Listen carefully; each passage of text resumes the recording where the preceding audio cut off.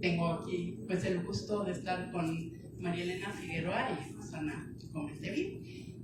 Blanca Ramírez iba a presentar el libro, pero o sea, con el tráfico y eso me dijo que no alcanzaba a llegar, y entonces Rosana va a leer la presentación de Blanca. Y bueno, yo creo que empezamos con la de María Elena, y bueno, muchas gracias a todos por estar aquí. Muchas gracias, pues buenas tardes a todas, todos. Y bueno, yo voy a leer mi presentación. Es un texto corto y bueno, pues voy a comenzar.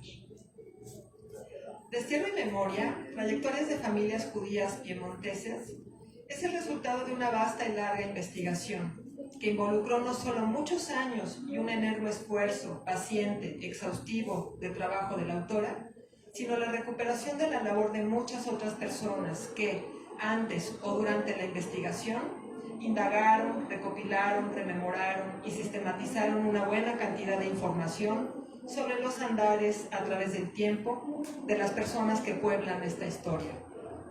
Además de esta labor colectiva que refleja en la hechura del libro el espíritu de familia, de solidaridad, de una apuesta en común, Liliana López Levi trabajó incansablemente en la revisión de archivos, documentos personales, cartas, biografías y autobiografías. Asimismo hizo entrevistas, tuvo o presenció innumerables pláticas y revisó una gran cantidad de literatura especializada en muchos temas, con el fin de tejer una historia que parte de Italia y se expande por otros continentes, en la que juegan un papel central el judaísmo, diría yo, en tanto cultura y no en tanto cualquier otra cosa, religión, etnia, parentesco, el fascismo, la memoria, el destierro, el exilio, el racismo y la segregación. En el análisis de las condiciones que generan los desplazamientos y las identidades, las dimensiones del género y del territorio son también incorporadas. Narrar las trayectorias de familias judías piemontesas desde sus primeros asentamientos bien detectados, alrededor de finales del siglo XVIII, en la época de las reformas napoleónicas, hasta nuestros días, no es cosa menor. Mucho menos si advertimos que dichas familias, unidas de una u otra manera con muchas otras por el judaísmo, cuentan con orígenes que datan de épocas bíblicas y que más específicamente, en términos de las fuentes con las que se cuenta, se remontan a los guetos medievales y de la naciente modernidad renacentista. ¿Cómo narrar tantas décadas de experiencias, de sucesos, de puntos de inflexión, ubicados en siglos distintos? La autora, en tanto geógrafa y con una clara vocación y pasión por la historia, entrelaza diversas escalas de tal suerte que logra tejer dimensiones de la existencia muy distintas: la vida cotidiana, los instantes modestos y luminosos, o a veces sombríos, de los personajes, integrantes de las familias a las que alude la obra. Se vincula con la historia en sentido amplio, con los sucesos sociales, políticos, económicos, culturales que jugaron un papel decisivo, tanto a nivel local como nacional, regional y mundial. Esos sucesos son el telón de fondo, pero también la escala macro que se encuentra inserta en las vidas personales y familiares y que impulsaron las transformaciones sufridas por ellas y ellos. Una idea central en este libro es que las familias aquí narradas, ante el continuo despojo de sus territorios, de sus derechos, de sus estatus de ciudadanos, a veces de sus trabajos y de sus profesiones, ante esa desarticulación sistemática, ese, cito, no ser de ningún lugar, cierro la cita, tuvieron que generar anclas, ejes estables de pertenencia y de reconocimiento, algo que durara, que vinculara, que no se perdiera. Esto fue el sentido de familia, que construye un fuerte y sólido sentido de identidad, y, por otro lado, el conocimiento como refugio, que construye expresado en la ciencia, el arte, las humanidades, siempre con un sentido crítico y orientado al bien de los seres humanos. Estas dos vías constituyeron una manera de negarse a la fragmentación, a la dilución, al olvido, un modo de aferrarse a la búsqueda y al encuentro incesante, como una costumbre y como un ritual, con su constancia y su periodicidad, con su negativa a difuminarse, a terminarse. Esta manera de perdurar, de conservarse en el ser, en el sentido dado por Spinoza, Lejos de ser conservadora, fue una expresión de resistencia, un aferramiento a la vida, o más aún a la existencia. Y justo por ello, porque estaba en juego la existencia, eso que es visible, detectable, que es activamente, tan importante fue el verse en el otro, lograr el encuentro que es reconocimiento. De ahí que un pariente o el integrante de una de estas muchas familias, por lejano que esté en la genealogía, en el tiempo o en el espacio, es otro que es como yo, como nosotros. ¿Qué es lo común a todas estas familias más allá de su parentesco cercano o lejano o de su vínculo de amistad? Además de su pertenencia a la cultura judía, insisto, cultura, lo común fueron sus ideas liberales, su antifascismo, su sentido de pertenencia a un linaje, su vocación intelectual, aunque no todos o todas lo hayan sido. Lo intelectual no solo como un conjunto de profesiones, sino como un modo de ser, un aproximarse al conocimiento como algo valioso, algo de lo cual enorgullecerse y heredar a las generaciones siguientes. Lo común es fuerte en estas familias, la preservación de la identidad, pero también la apertura a los nuevos contextos culturales que los muchos lugares donde fueron asentándose les ofrecieron. Ese juego dinámico de lo nuevo y lo antiguo, de lo propio y de lo ajeno, de la asimilación e integración, hasta cierto punto parcial, pero cierta, está también presente, sobre todo en las generaciones del exilio a América. Este libro es muchos libros.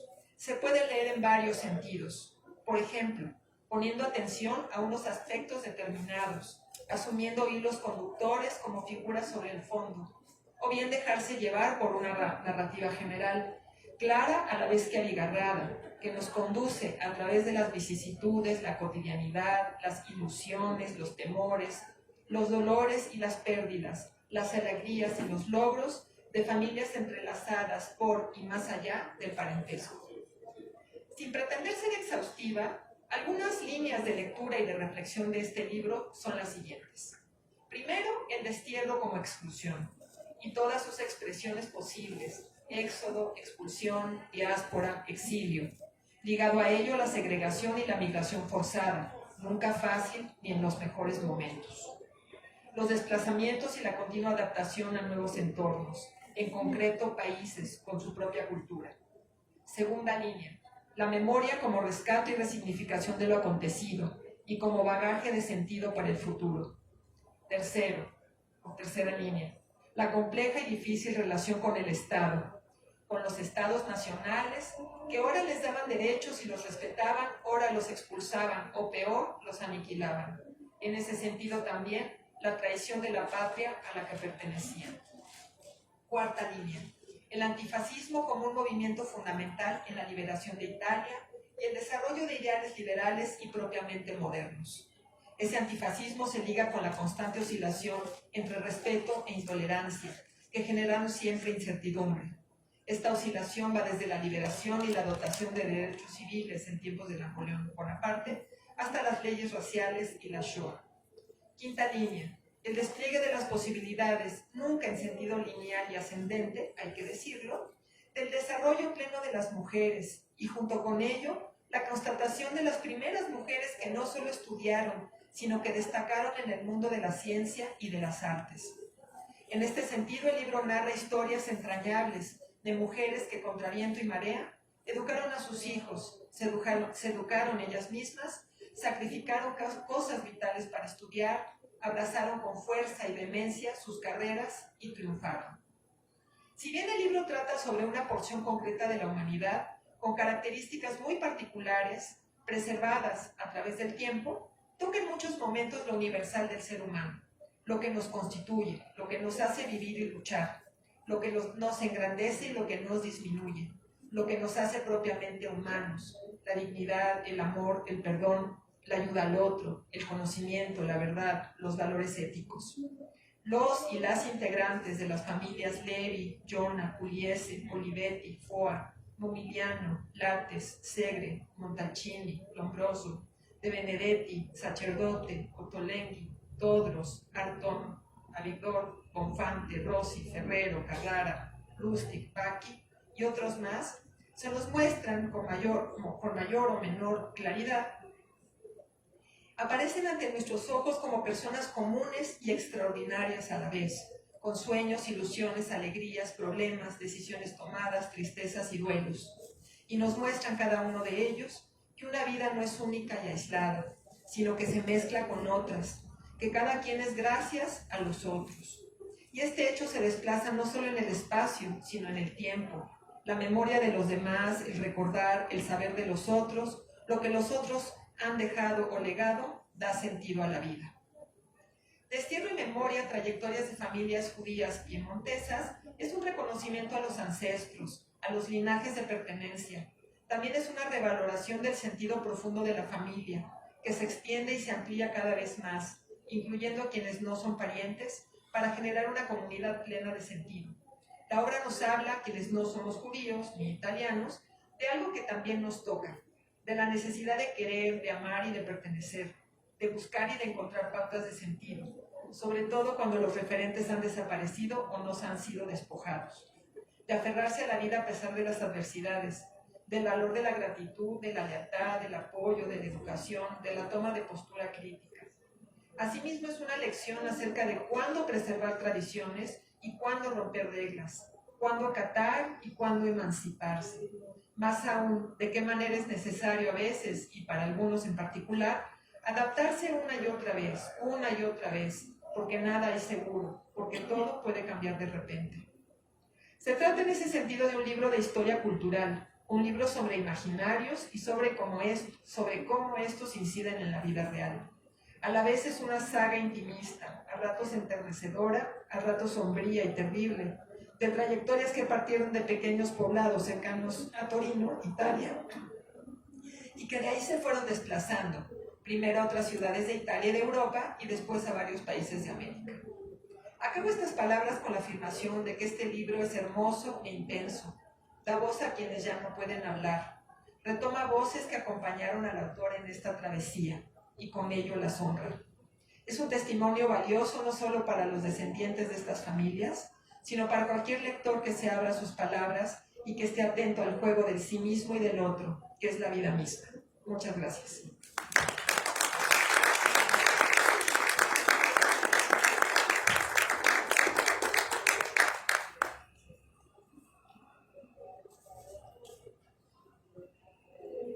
A propósito del libro Destierro y Memoria, Trayectorias de Familias Judías Piemontesas, de Liliana López Levi. Texto de Blanca Rebeca Ramírez Velázquez.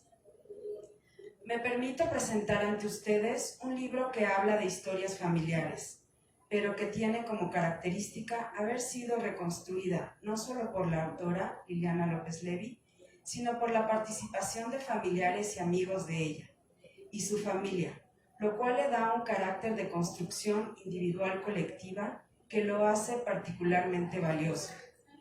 La colectividad se construye en narrativas, que son resultado de entrevistas que se acompañan por la recolección no solo de archivos y fotos, pero más que nada de recuerdos, anécdotas y lo que más me sorprendió y me gustó, de sentimientos individuales y colectivos de quienes a partir de su memoria reconstruyen el proceso largo y complejo del destierro al que se vieron sometidos. En ese ir y venir del sentimiento propio al de los otros se construyen los hilos que le dan un matiz al tejido de narrativas y acontecimientos, que se analizan en el texto, que se entretejen en una y varias trayectorias escalares de la familia Levi y las de familiares y amigos que la acompañaron, en un tránsito por territorios diversos, en escalas que fueron detenidamente analizadas en el texto, que reconstruyen las relaciones que entre ellos se generaron.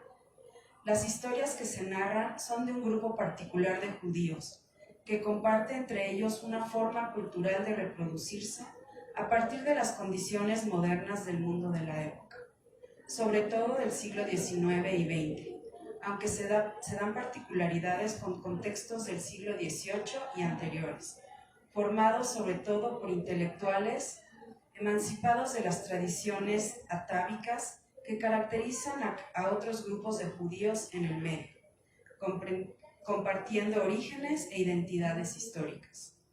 Más que narrar las historias, ya que para eso recomiendo ampliamente la lectura del libro, quisiera resaltar la manera como silvanan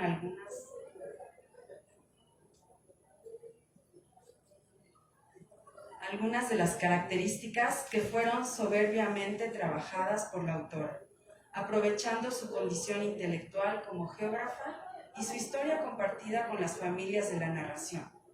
Para eso resalto 6 cualidades que me parecen fundamentales del libro que se presenta. En primer lugar, el uso de teorías territoriales para la redefinición del destierro como una condición relacional que se conforma a partir del despojo de su tierra al que se ven sometidos los grupos judíos en general y las familias analizadas en particular. Es sin duda un aporte importante, ya que, como se dice, es parte de la historia particular de la trayectoria judía.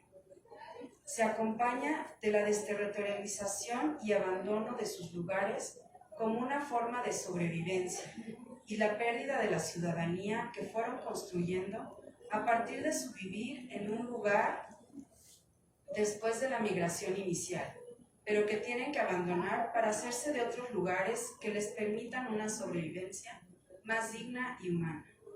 Este planteamiento se constituye como el eje central que conforma las trayectorias y que se reproduce en diferentes momentos de la historia que se trabaja con las familias. Segundo, con el uso de las categorías antes mencionadas, desde el punto de vista teórico, se genera una forma particular de aplicar el análisis relacional de esos 3 elementos, que conforman el destierro y la memoria, que se juntan con el rescate de las narrativas familiares que socialmente contribuyen a definir una manera particular de ver la migración, ya no solo como diáspora o movilidad, sino a partir de procesos que se entrelazan y le dan forma al destierro como parte importante de los trabajos territoriales de migración. Con ello, se contribuye teóricamente a la aplicación de categorías y teorías contemporáneas que analizan relacionalmente los procesos del territorio y multiterritorialmente, en un espacio dimensional e históricamente cambiante en las familias que se narran. Tercero, la manera como une las narrativas familiares con los lugares en donde se asientan, ellas se desterritorializan y se reterritorializan. Contribuye a la comprensión de procesos propios de la antropología y la geografía que quedan bien definidos e identificados en las trayectorias que manejan, aplicando de manera fiel el concepto de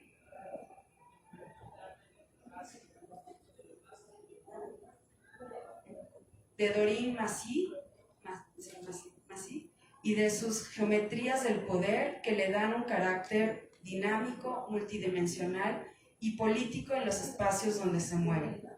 Pero este uso de categorías y de la teoría para entender el destierro va más allá, pues al introducir elementos clave para comprender el contexto social del momento de la modernización capitalista, analiza y da detalles para entender los cambios que algunas familias dieron para insertarse en procesos industriales y de desarrollo, nuevos artefactos que permitieron la inserción de familias en actividades nuevas como la industria, pero también permitieron desarrollar procesos diferentes para la evolución laboral, como el de los Olivetti, familia que abrió la producción de máquinas de escribir, que fueron de vital importancia para contar con una evolución importante en el desarrollo de los procesos de trabajo en las oficinas y en muchas actividades de servicios de la época. Cuarto, si la memoria sirvió para analizarla a partir de la teoría que generó un vínculo entre la teoría y la narrativa, esta se insertó en un discurso de la política de los momentos en que vivían las diferentes familias, en lugares diversos que evolucionaban y cambiaban dependiendo del contexto, y se erigían como un elemento clave para la generación del destierro y la pérdida de la ciudadanía. El elemento político está siempre atrás del texto documentando no solo la conformación de la Italia a finales del siglo XIX y principios del XX, sino los momentos más agudos de las dos guerras mundiales, que sin duda afectaron de manera diferente a las familias en cada situación, pero también el ascenso del fascismo en Italia y la manera como se resistió este movimiento por las familias judías y posteriormente una nueva migración a otras tierras y la generación de nuevas memorias.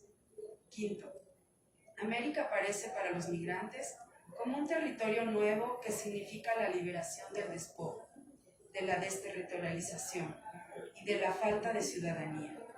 A pesar de las dificultades diferenciales que se tuvieron en diferentes países, al migrar parecería que para muchos los problemas de la diáspora adquieren una dimensión nueva que los estabiliza a pesar de los dilemas que enfrentaban, entre los que están el repatriarse o migrar, quedarse o volver. Sexto, detrás de este grupo de familias, de diferente manera, la educación y la investigación están presentes como un interés franco y sólido, que motiva tanto a hombres como a mujeres para desarrollarse en una actividad académica. Aún en las épocas más difíciles de la persecución contra ellos, hay quien sale adelante a través de ser maestra de niños, de música, de literatura en casa o en escuelas secundarias o de diferentes maneras. Pero también hay la motivación de la investigación que lleva a Rita y a Eugenia a pasar del laboratorio en la recámara de Torino a desarrollar su investigación en el nuevo continente.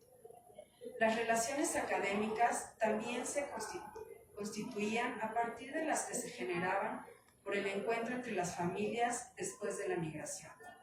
La reconstrucción de estas relaciones en una de las partes centrales la reconstrucción de estas relaciones es una de las partes centrales que le dan valor incalculable al texto y en donde un dejo de reivindicación de las luchas femeninas por contar con un lugar en el trabajo y en la investigación están presentes de manera diferencial en momentos específicos de desarrollo del libro.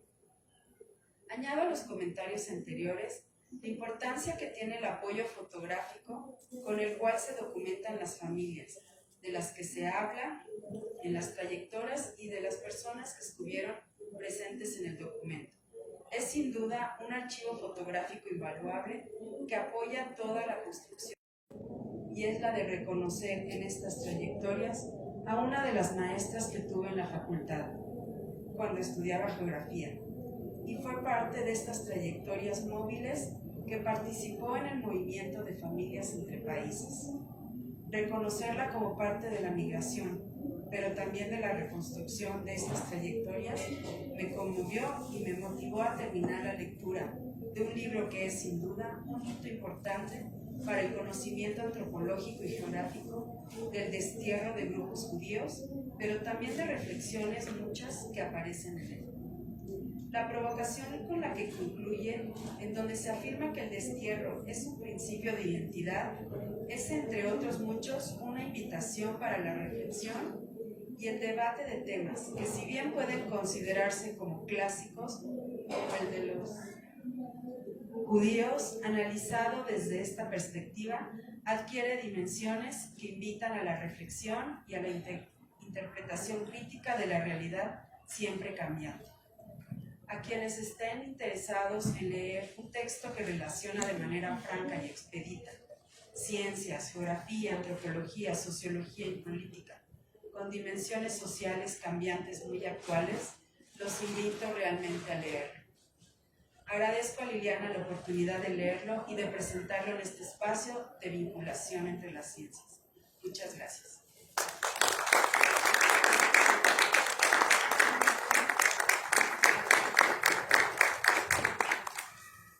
Bueno, yo quisiera brevemente hacer algunos comentarios. Bueno, primero que nada, destacar que aquí están Cristina y Emiliano, que son los que hicieron los mapas que están al final de los libros, y bueno, pues agradecerles mucho por esto. Y bueno, algunas ideas. Yo creo que este libro tiene que ver con a lo mejor una rebeldía a pensar la historia a partir de los países, ¿no? Es como siempre las historias están encerradas al interior de las historias nacionales, cuando la verdad es que la mayoría de nosotros venimos de diferentes trayectorias migrantes, lejanas o cercanas, y los pocos que no vienen de trayectorias migrantes, los que llamamos pueblos originarios, que son los que tienen mucho tiempo de estar en un lugar, son a los que se tratan como extranjeros, ¿no? Pero digamos que la mayoría de los ciudadanos. Entonces deberíamos tener incorporada la tradición migrante de una manera pues, mucho más formadora de todas nuestras realidades nacionales, ¿no? Y bueno, el libro efectivamente parte, como decía la última frase de Blanca, de esta hipótesis de que el destierro es un principio de identidad. Los principios de identidad generalmente en teoría se habla de el haber estado en un mismo país, ¿no? De una historia nacional común. Se habla de la identidad a partir de cuestiones étnicas, a partir de cuestiones religiosas, a partir de la lengua, ¿no? Son como los 4 principios de la identidad, ¿no? La lengua, religión, etnicidad y la historia territorial. Pero yo, viendo todo este grupo de familias y personas muy cercanas a estas familias, y allí hay una identidad muy fuerte entre personas que ni compartimos la misma lengua, ni la misma religión, ni hemos nacido en los mismos países, ¿no? Entonces, la pregunta era, pues, ¿qué hay en común, ¿no? ¿Qué hay en común en todos estos grupos de personas que sí hay algo en común? Y yo creo que una de las cosas importantes que hay en común es una historia de migración, una historia de destierro que va más allá de las personas que migraron, ¿no? Son tradiciones a través de la cocina, a través de... Hay muchas formas en las que se va heredando la cultura, y una cultura donde el destierro ha sido importante ancestralmente, ¿no? Empezó el foco siempre se pone como son destierros que vienen pues ancestralmente, ¿no? Y que yo creo que diferentes grupos, ¿no? De diferentes culturas a su manera han sufrido diferentes tipos de destierros, ¿no? Pues como decía yo al principio ahorita, de las comunidades de pueblos originarios que también, o sea, viven en lugares donde las reglas son otras, ¿no? Son puestas por otros, y entonces también a su manera viven formas de destierro. Entonces, bueno, les agradezco mucho María Francisca, que sale ahí, es el personaje en el libro en algún momento, bueno, y todos ustedes, algunos ya conocen el libro, ya han leído, ¿no? Y les podría contar un chorro de amigos, no sé cómo andamos de tiempos, pero hay historias que yo creo que son muy simbólicas, ¿no? Historias que pueden ser muy simples, ¿no? Pero que son muy simbólicas, ¿no? Digo, dos historias que a mí me gustan mucho, que son de una misma persona, que, bueno, ella se llamaba Lidia, ¿no? Y Lidia Colombo, que cuenta cuando era adolescente y empezó el fascismo, y ella cuenta que pasó un desfile fascista por enfrente de la tienda de su papá, y ella salió a ver el desfile, y de pronto pues una persona del contingente, un señor, se salió del desfile, se acercó a ella y le dio un bofetadón tal que le tiró el sombrero y le dijo: cuando pasa el desfile fascista, te quitas el sombrero. Y bueno, otra historia de esta misma persona, de Lidia Colombo, años después, ya cuando estaban las persecuciones, ella se había casado con un católico, ¿no? Y a su esposo lo levantó el ejército, se tenía que ir con el ejército, pero él se escapó del ejército. Entonces lo agarraron y primero lo metieron a la cárcel y luego lo mataron, pero digamos cuando estaba en la cárcel, él estaba muy preocupado por ella y le decía que, pues, que se escondiera, ¿no? Que ella se tenía que esconder y le dijo, ¿por qué no te vas con los de la resistencia? Entonces ella se fue con los de la resistencia, ella vivía en Milán y se fue a Génova y de Génova se fue a buscar a los de la resistencia y el líder de la resistencia le dijo, pues que no, le dijo, eres mujer, aquí son puros hombres, yo no quiero esa responsabilidad y pues no te puedo aceptar. Entonces ella se regresó a Génova, era de noche, ella tenía miedo de dónde iba dónde pasar la noche, porque ya no había trenes para regresar a Milán. Y decía, no, pues yo no puedo ir a un hotel, porque en un hotel me van a agarrar, ¿no? Y entonces se fue a la estación de tren, se metió en un vagón de tren y estaba ahí sentada en un vagón de tren. Y de repente llegó el inspector de los trenes y se acercó a ella y le dijo, señora, ¿qué hace usted aquí? Y pues no sé qué hacer y no tengo a dónde ir. Y entonces el inspector del tren le dijo, a ver, no se preocupe, la voy a encerrar en el vagón y en la mañana muy temprano vengo y le abro y ya se sale. Y así pasó, ¿no? La encerró y en la mañana temprano le abrió y ya se salió y ya pudo agarrar el tren y regresar, ¿no?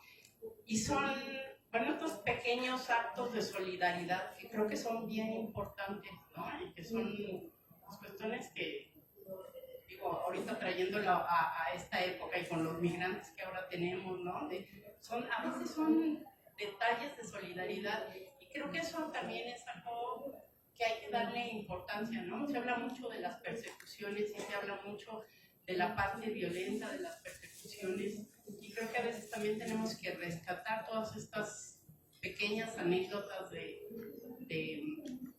solidaridad, ¿no? Bueno, estas son dos pequeñas anécdotas, ¿no? Está pues, todo el caso de las mujeres, ¿no? Las mujeres que empezaron, las primeras que empezaron a estudiar y todas las dificultades que se enfrentaron cuando empezaron a estudiar. Muchas pues llegaron muy lejos, ¿no? Pero ya empezando, ¿no? Como Rita y Eugenia, que empezaron en un laboratorio clandestino en la recámara, ¿no? Ahí haciendo sus cosas y Rita trabajando con embriones con huevos, con embriones de pollo, ¿no? Porque era lo que podía conseguir, ¿no? Y eso la llevó a hacer grandes descubrimientos, ¿no? Y Eugenia, que fue la que llevó la vacuna de la polio a Argentina, ¿no? Y bueno, y por el otro lado están también anécdotas como Tina Dompe, que ella era muy buena en el piano, ¿no? Y entonces cuando tenía unos 4 años tocaba el piano como sus hermanos y luego su maestra de piano habló con sus papás y le dijo, ella es muy buena, yo les recomiendo que la pasen con otro maestro, ¿no? Con un maestro que la pueda llevar más adelante. Entonces lo mandaron con este otro maestro y cuando ella tenía 11 años, el otro maestro habló con los papás y les dijo, no, ella es muy destacada, es muy buena, yo creo que tienen que mandarla con otro maestro porque esta va para concertistas, ¿no? Eso es a principios a fines del 19. Y los papás dijeron, mi hija no va a andar ahí de balcón en balcón en los teatros. Y entonces pues la sacaron de estudiar piano, ¿no? Ya mejor se dedicará a prepararse para ser mamá y para casarse y ser mamá, ¿no?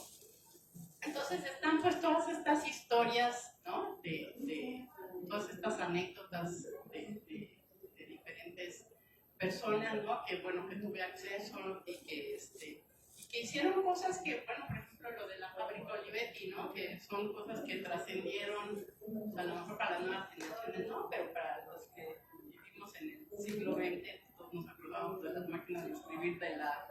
de la Olivetti, ¿no? Que la Olivetti fue un refugio para muchas de estas familias. Y bueno, yo no me podía seguir de largo contándoles anécdotas, pero en este libro lo que van a encontrar es muchas historias particulares. La metodología fue un poco, yo siempre pensaba en una madeja, un hilo formado de bandejas, ¿no? Cada trayectoria de vida es un hilo, ¿no? Que se va enlazando a otro hilo y se va enlazando a otro hilo, y así vamos formando una madeja en la que si de repente le buscamos, estamos muchísimas personas vinculadas y relacionadas de una manera o de otra. Y pues muchas gracias. Bueno, si alguien tiene alguna pregunta. Gracias.